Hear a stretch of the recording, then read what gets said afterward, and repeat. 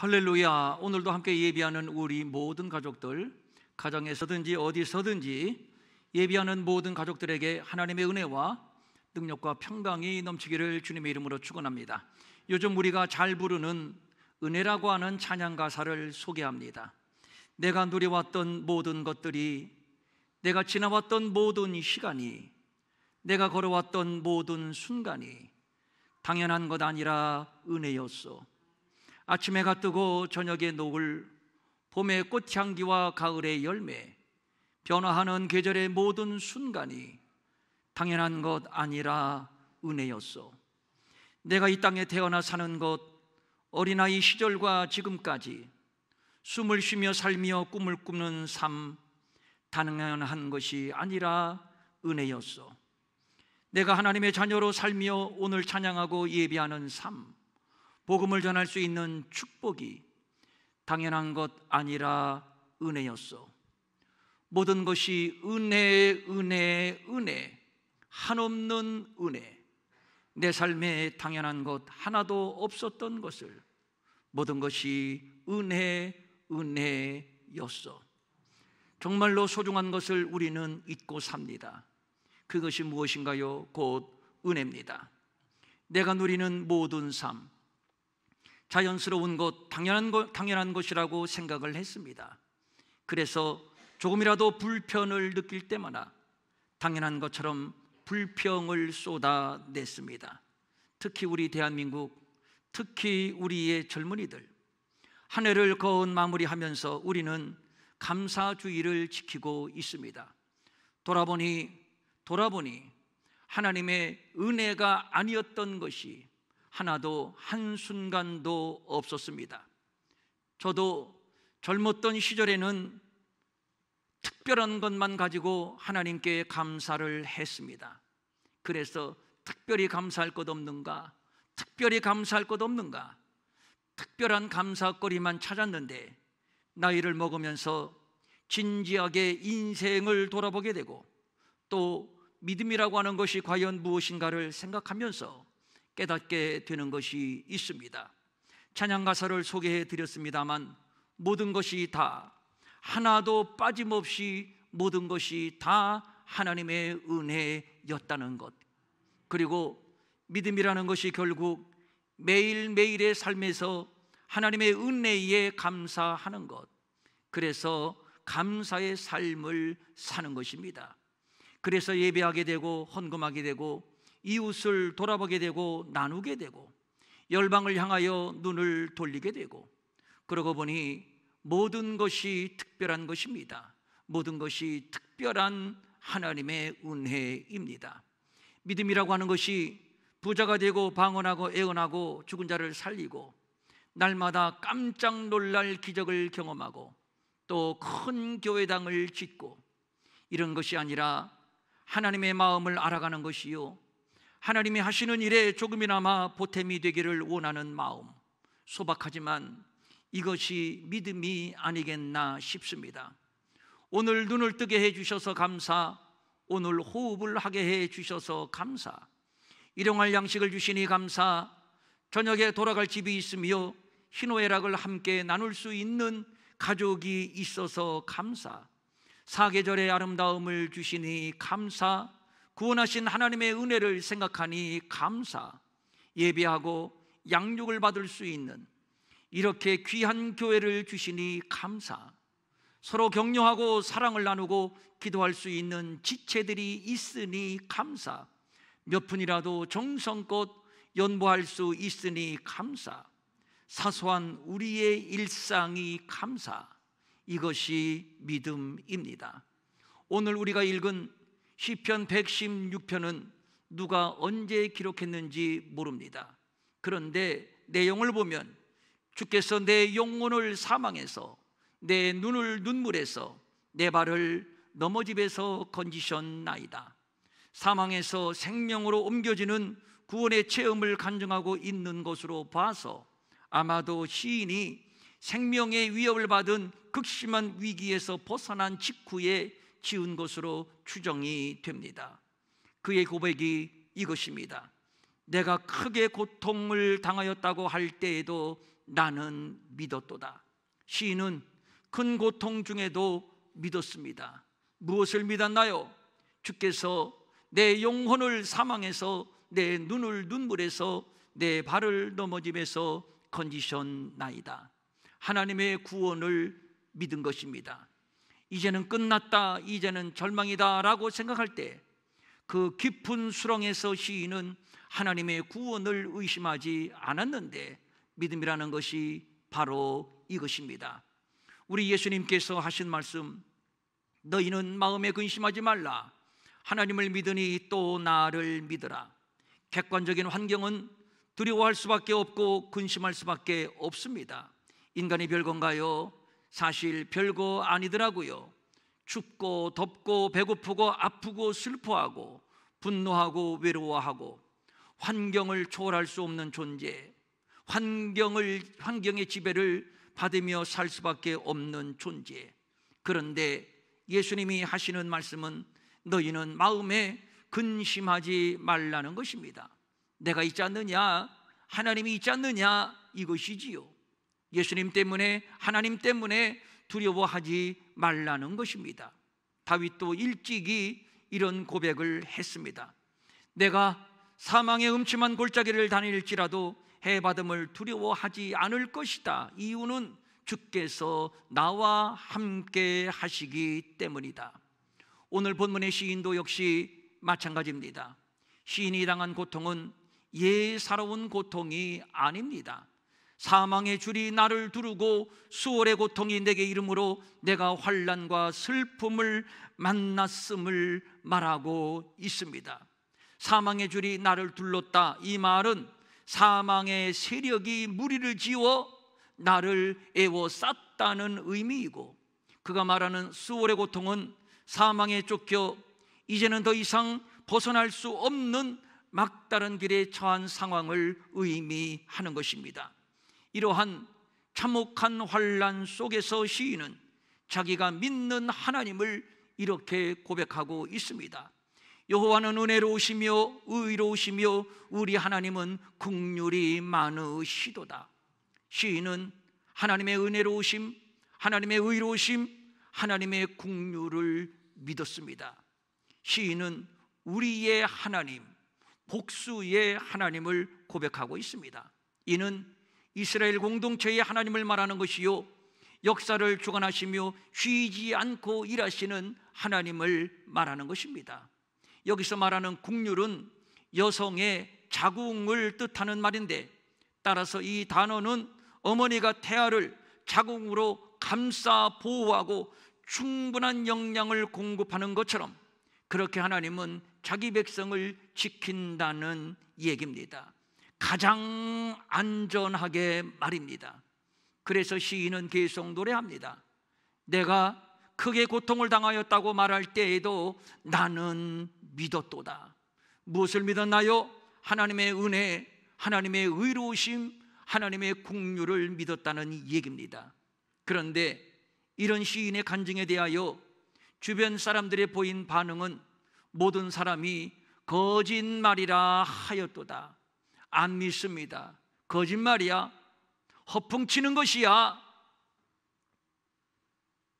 도무지 귀담아 들으려 하지를 않습니다. 우리가 여기에서 알게 되는 것이 있습니다. 믿음은 모든 자의 것이 아니라는 것입니다. 믿음은 택한 자에게 주시는 하나님의 은혜라고 하는 겁니다.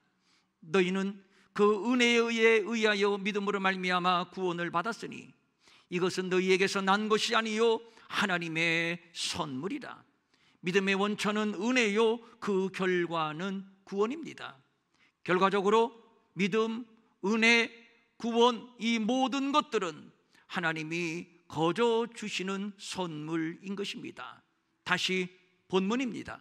시인이 사망의 줄이 나를 두르고 수월의 고통이 나를 환난과 슬픔으로 몰아넣었지만 은혜의 하나님, 의로우신 하나님, 긍휼의 하나님께서 나를 건지셨다고 고백할 때 그의 감정이 어땠을까요? 그의 표정이 어땠을까요? 그의 가슴은 뛰었을 겁니다. 그의 얼굴 표정은 태양처럼 빛이 났을 겁니다. 눈에서는 감격의 눈물이 흘렀을 겁니다. 그의 말은 천둥소리와도 같았을 겁니다. 당연히 그러했을 겁니다. 그런데 이 간증을 듣는 주변 사람들의 반응, 에이 거짓말, 에이 허풍, 그것을 믿으라고? 안 믿습니다. 왜 안 믿을까요? 이유는 간단합니다. 안 믿어지니까 안 믿는 것입니다. 제가 서울에서 있을 때입니다. 교회에 공사하러 온 인부가 조선족이었습니다. 제가 열심히 그에게 전도를 했습니다. 정말로 진지하게 제 말을 듣더라고요. 끄떡끄떡 하기도 하고, 저는 그에게 믿음이 들어가는 줄 알고 침을 튕겨가면서 열심히 복음을 전했습니다. 그런데 다 듣고 나서 하는 말이, 목사님의 말씀이 구구절절 옳다 하는 것이 머리로는 동의가 되는데, 그런데 안 믿어져요. 머리로는 동의가 될 것 같은데, 그런데 안 믿어져요. 믿음은 하나님의 선택의 영역이요, 은혜의 영역입니다. 이것을 알게 된 시인은 또 이렇게 고백을 합니다. 내게 주신 모든 은혜를 내가 여호와께 무엇으로 보답할까?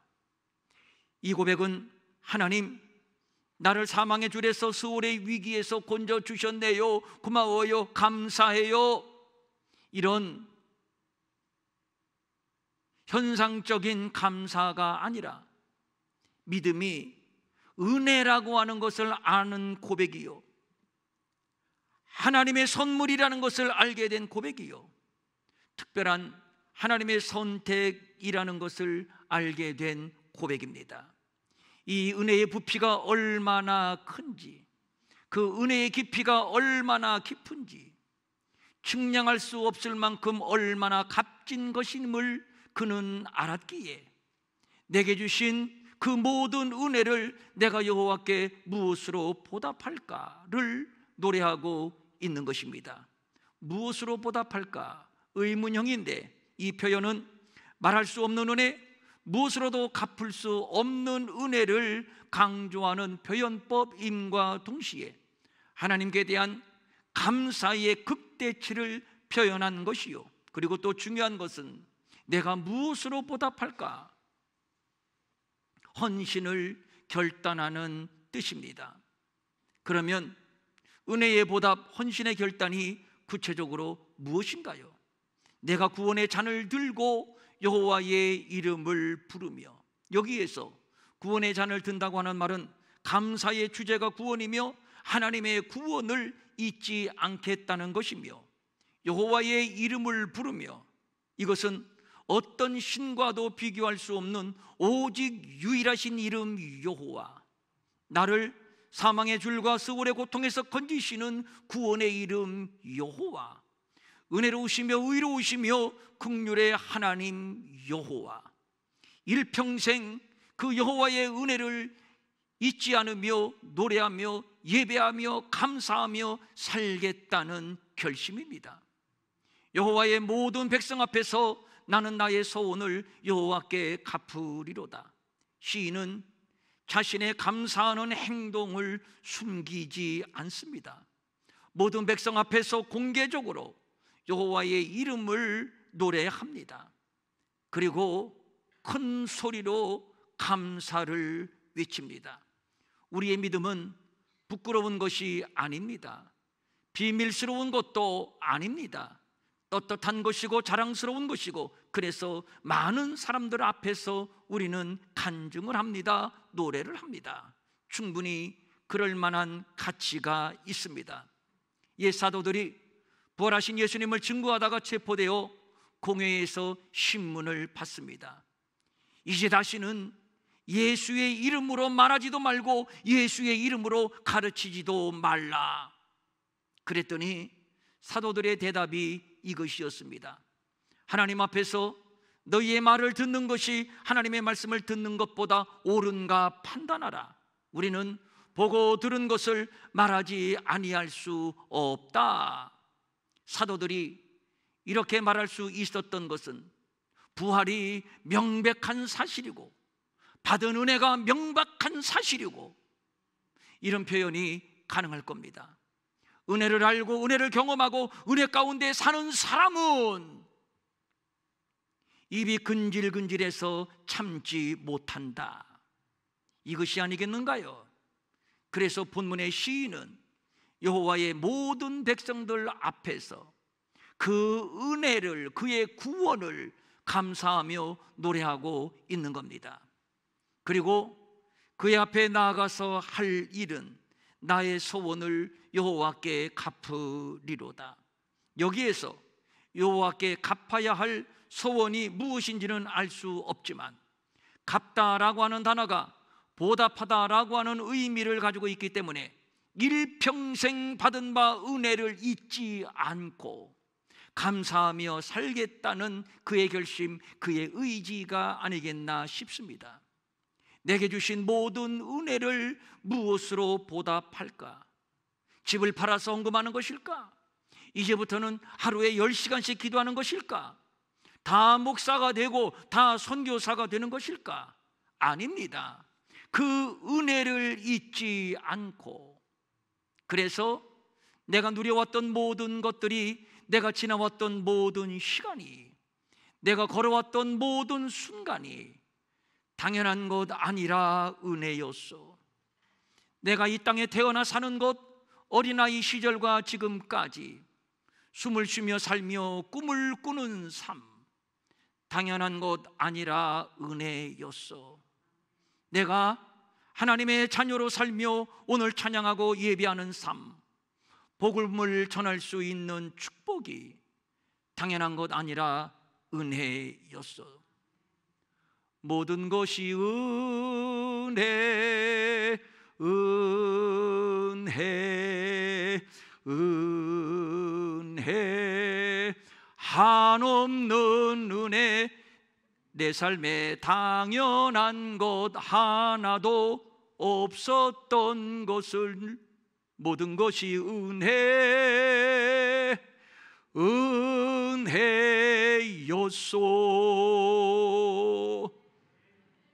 거부가 되었기 때문에, 벼락출세했기 때문에, 대단한 기적을 경험했기 때문에 감사가 아닙니다. 매일의 일상에서 당연한 것처럼 여겨지는 사소한 감사거리들, 그것으로 인하여 때로는 코끝이 찡하고 때로는 눈가에 이슬이 맺히고, 그래서 무의식 중 흥얼흥얼 찬송이 나오고, 그래 맞아, 모든 범사가 하나님의 은혜였지, 감사가 나오고, 그래서 주님을 더 갈망하게 되고, 그래서 교회를 더 사랑하게 되고, 예배를 소중히 여기게 되고, 얼마의 연보를 드리는 것도 아깝지 않습니다. 마치 연애하는 것처럼 말입니다. 믿음이란 거창한 것이 아닙니다. 이러한 소소한 삶에 나타나는 간증입니다. 한국교회가 가지고 있는 특유한 장점이 있는데, 그것은 남다른 열심입니다. 자고로 한국교회의 열심을 따라갈 열심이 어디에 있는가요?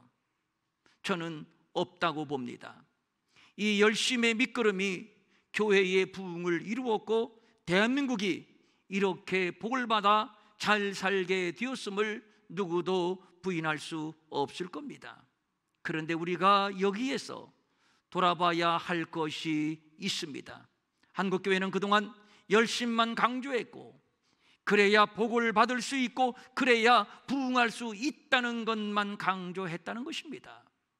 기도의 열심, 예배의 열심, 전도의 열심, 헌금의 열심, 그래서 복을 받았습니다. 그러는 사이에 정말 중요한 믿음의 요소를 잃어버렸습니다. 내게 주신 모든 은혜를 무엇으로 보답할까? 시인은 내게 주신 모든 은혜를 말하고 있습니다. 그동안 한국교회는 더 받아야 한다, 그러기 위해서는 더 열심히 섬겨야 한다, 더 열심히 충성해야 한다, 더 열심히 달려야 한다. 무작정 달리기만 했지, 하나님이 우리에게 얼마나 많은 은혜를 주셨는지를 돌아보지 않았습니다. 그래서 우리가 받은 은혜가 얼마나 큰지를 모릅니다. 잊었습니다. 그 결과 만족이 없습니다. 감사가 없습니다. 그러니 무엇으로 보답할까? 보답하고자 하는 헌신이 없습니다. 그러고 보니 우리의 열심, 그 뜨거운 열심, 물불 가리지 않는 열심, 누구를 위한 열심이었는가요? 알고 보니 은혜에 대한 보답이 아니었습니다. 그 열심도 따지고 보니 나를 위한 것이었습니다. 욕심이었습니다. 제자들이 자기의 욕망을 위하여 예수를 쫓았던 것처럼 말입니다. 세상 종교의 주체는 납니다. 신을 이용해서 내가 내 소원을 이루는 것입니다. 그러나 기독교는 그 주체가 내가 아닙니다. 하나님이십니다. 하나님의 영광을 위하여. 보답하는 자는 은혜를 아는 자요, 은혜를 경험한 자요. 그래서 무엇으로 보답하지? 이제부터는 내가 어떻게 살 것이지? 를 생각합니다. 굉장히 중요한 얘기입니다. 우리의 신앙의 완성의 단계는 보답입니다. 그래서 바울은 고백합니다. 그런즉 너희가 먹든지 마시든지 무엇을 하든지 다 하나님의 영광을 위하여 하라.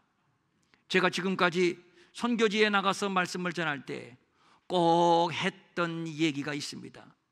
한국교회가 이렇게 믿어서 이렇게 복을 받았습니다. 여러분들도 한국교회처럼 이렇게 믿어서 이렇게 한국교회처럼 복을 받으세요.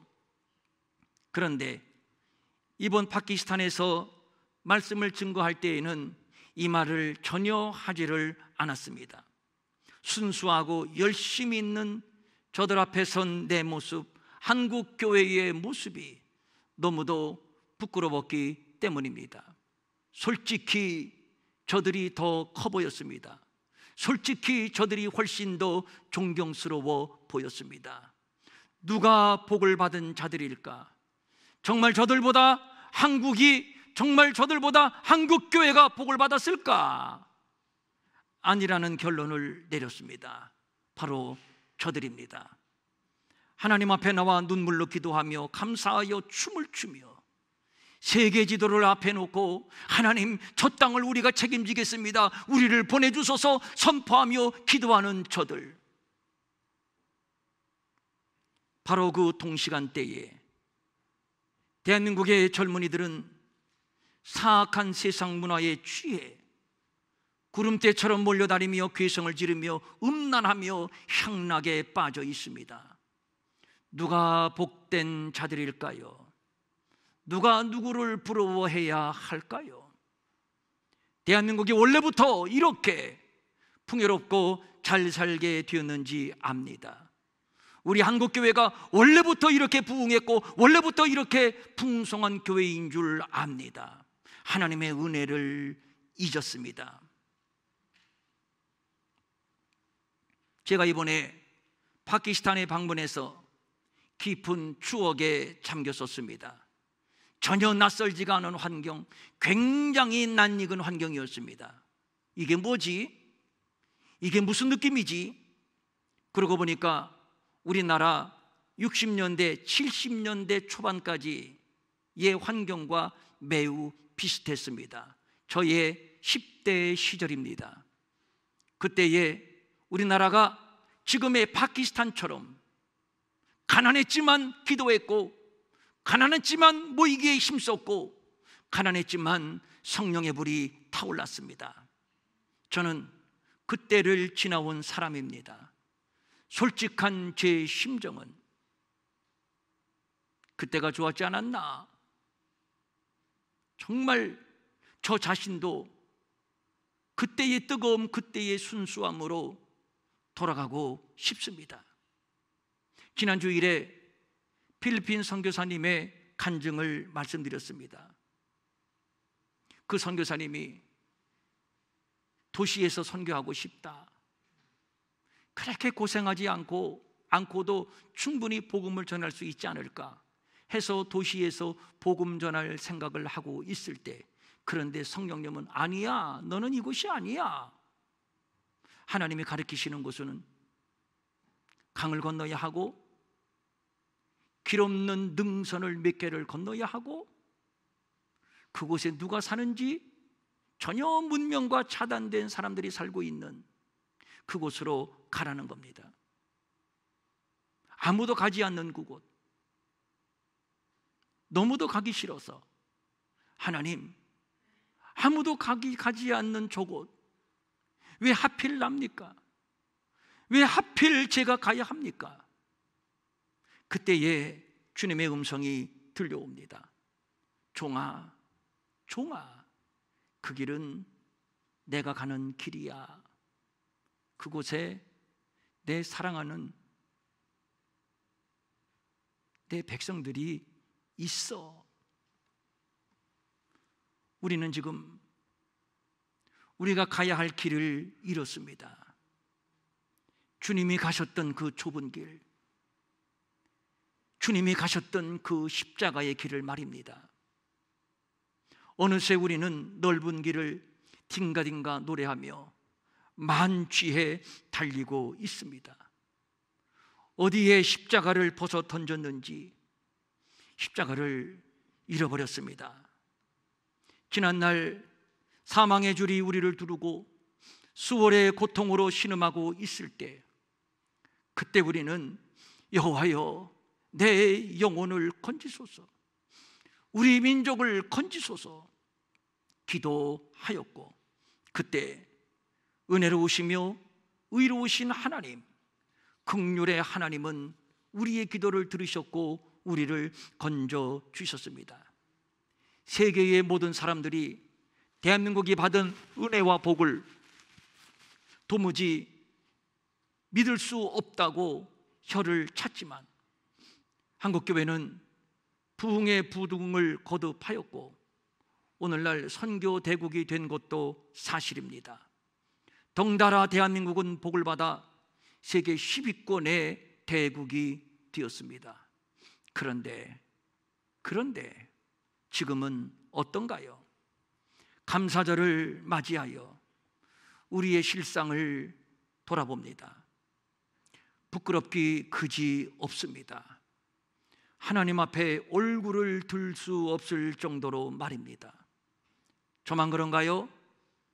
내게 주신 모든 은혜를 내가 여호와께 무엇으로 보답할까? 보답하고자 하는 헌신, 보답하고자 하는 열정이 식어버렸습니다. 방향을 잃었다는 얘기입니다. 하나님께서 나에게, 우리 가정에, 우리 교회에, 우리의 조국에 주신 모든 은혜, 기적 같은 이 은혜, 기적 같은 이 축복을 잊으면 안 됩니다. 충격적으로 말씀을 드릴까요? 잊으면 희망이 없습니다. 잊으면 망합니다. 하나님께서 우리 교회에 새 부흥의 비전을 주셨습니다. 새 부흥은 하나님의 은혜를 다시 기억하는 것으로부터 시작이 되는 것입니다. 그리고 이 은혜를 어떻게 보답할까를 생각하는 것입니다. 알고 보니 그 길은 좁은 길입니다. 알고 보니 그 길은 십자가의 길입니다. 그렇지만 묵묵히 그 길을 가는 것입니다. 그 길이 바로 우리 주님이 가신 길이기 때문이요, 그 길 앞에서 우리 주님이 우리를 부르고 계시기 때문입니다. 앞으로 한국교회에 폭발적인 양쪽 부흥은 없을 것이라고 판단이 됩니다. 이제는 새 부흥의 시대입니다. 잃어버린 은혜를 다시 찾아내는 것입니다. 새록새록 감사하는 것입니다. 그리고 이제 우리는 어떻게 보답할 것인가를 생각합니다. 그러면 길이 보일 겁니다. 이것이 새 부흥이요, 오늘 이 감사절에 이 은혜가 사랑하는 우리 평촌 일회교회의 모든 가족들에게 넘치시기를 주님의 이름으로 축원합니다. 축원합니다. 아멘. 일어나셔서 찬양, 은혜, 제가 아까 잘 못 불렀습니다만은 함께 부르겠는데, 이거 제가 악보가 없는데 어디 있습니까? 없습니까? 예, 우리 연 목사님은 있습니까? 아니, 없으면 목사님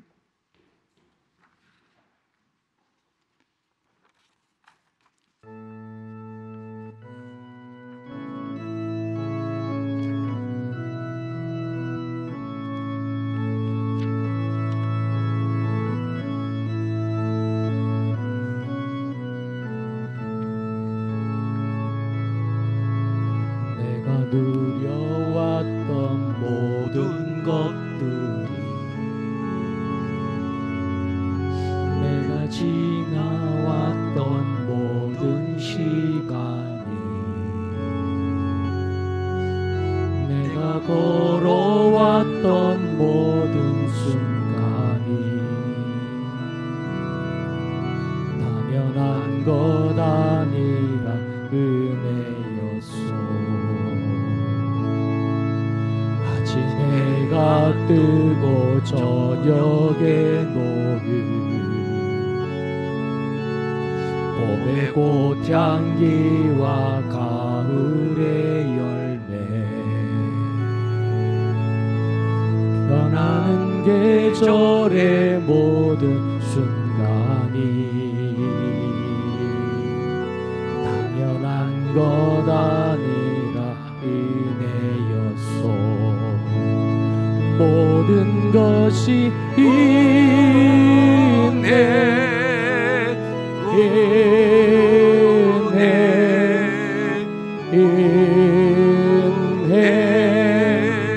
한없는 은혜. 내 삶에 당연한 것 하나도 없었던 것을, 모든 것이 은혜였소. 내가 이 땅에 태어나 사는 것, 어린아이 시절과 지금까지 숨을 쉬며 살며 꿈을 꾸는 삶, 당연한 것 아니라 은혜였어요. 내가 하나님의 자녀로 살며 오늘 찬양하고 예배하는 삶, 복음을 전할 수 있는 축복이 당연한 것 아니라 당연한 은혜였어요. 은혜였소. 모든 것이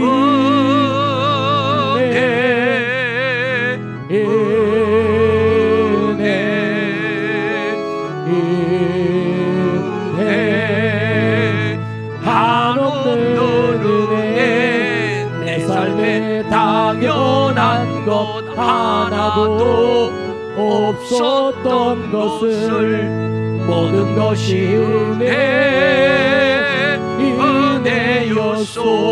모든 것이 은혜, 모든 것이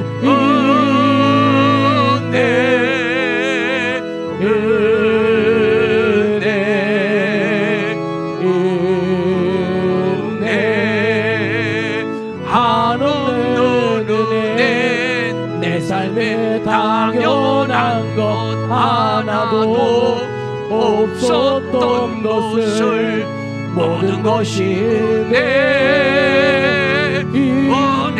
은혜였소.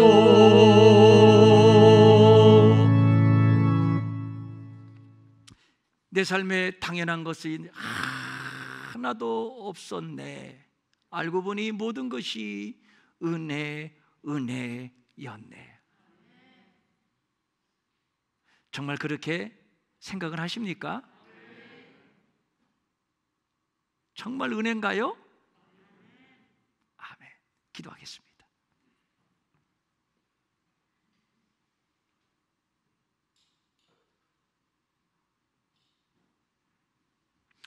오늘 2022년 추수감사절에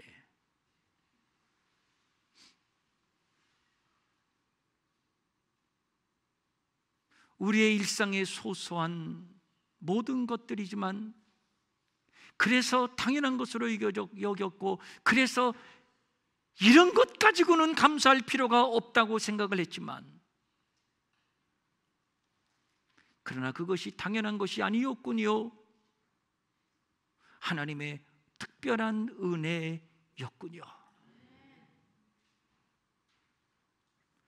모든 것이 은혜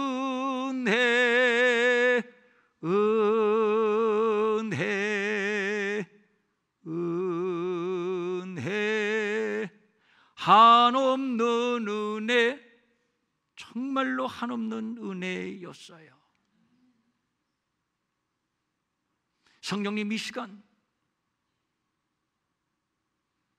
감사가 없었던 우리의 메마른 심령을 용서하시고 주님 용서하시고 성령님, 이 시간 우리에게 기름 부으소서. 특별히 감사의 은혜로 기름을 부으소서. 인색하게 감사하지 말고 억지로 감사하지 말고 1년에 한 번 감사의 신용 내는 것으로 나는 감사했다고 스스로 속지 말고, 그렇구나, 내 삶에 당연한 것은 하나도 없었구나, 모든 것이 하나님의 특별한 은혜였구나. 그러므로 이제 내가 무엇으로, 이 은혜를 무엇으로 보답할 것인가? 그러므로 이 은혜를 내가 무엇으로 보답할 것인가?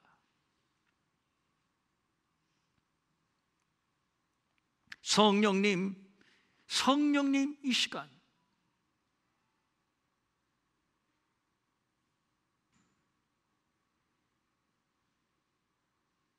그 깊은 감사의 자리로 우리를 이끌어 주시옵소서.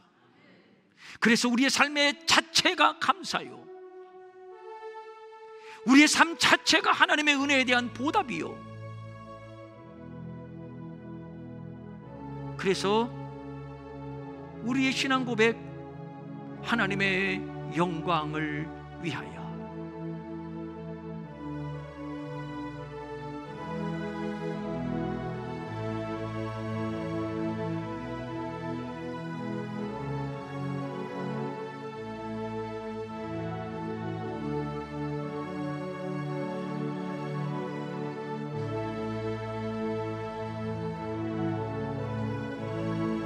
우리 안에 메마른 감사의 샘이 터지게 하옵소서. 감사의 샘이 터지게 하옵소서. 감사의 샘이 터지게 하옵소서.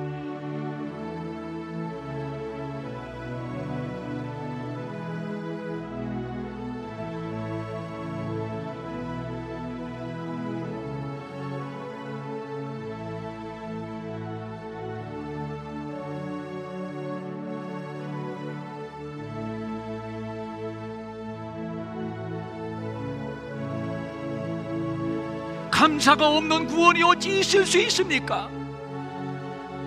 은혜를 모르는 구원이 어찌 있을 수 있습니까?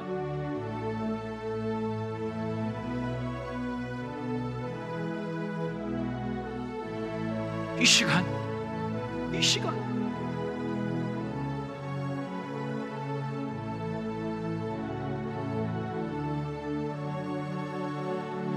막혔던 감사의 샘이 터지며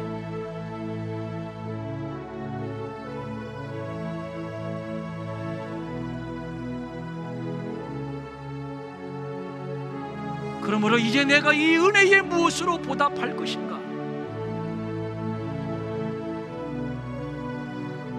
성령님, 우리에게 깊은 결단을 주시옵소서. 더 깊은 결단을 주시옵소서.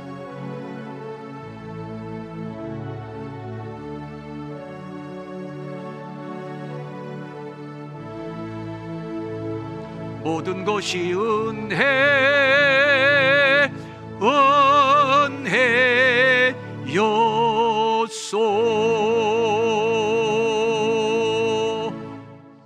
하나님 아버지, 감사합니다. 그렇군요.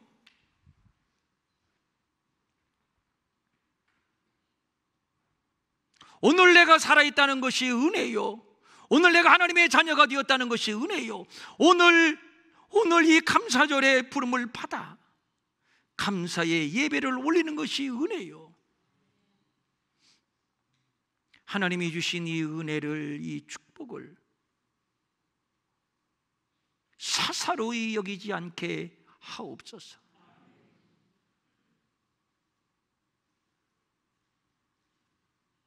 그래서 우리 평촌 일회교회는 감사의 은혜로 넘치는 교회, 그래서 때로는 눈물이 나고, 그래서 우리의 예배가 하나님이 받으시는 성령의 임재와 하늘의 영광을 경험하는 하나님이 받으시는 생명이 있는 예배가 되게 하여 주시옵시고, 우리 모든 성도들의 삶이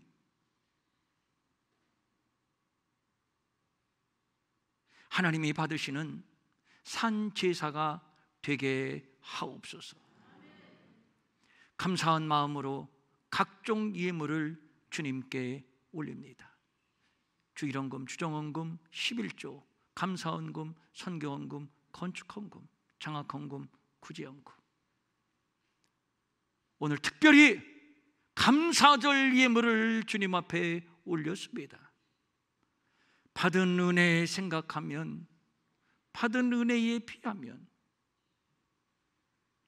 하나님 앞에 얼마나 죄송하고 송구한지 모릅니다.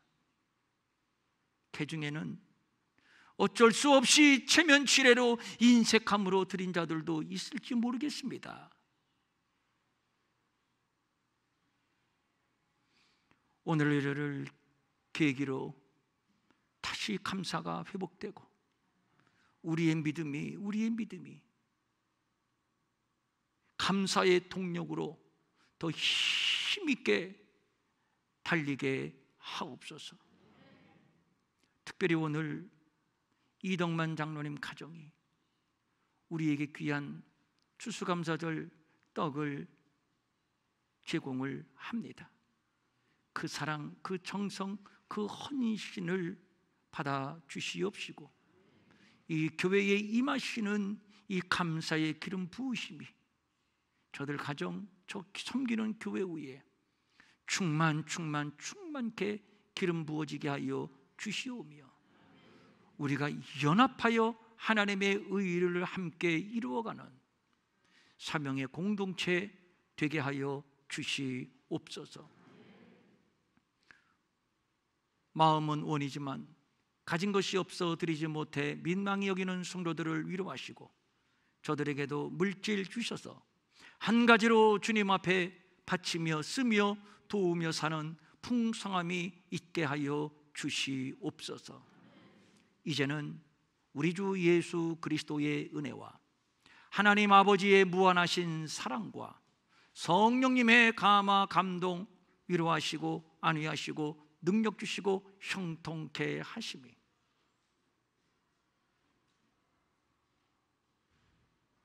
이제 감사의 깊은 자리에 들어가서 감사의 제물로 주님 앞에 올려드리기로 결단하며 돌아가는 사랑하는 모든 성도들 머리 위에, 가정에서든지 어디서든지 예배하는 모든 일회의 지체들 머리 위에 영원히 함께 하옵시기를 간절히 축원하옵나이다. 아멘.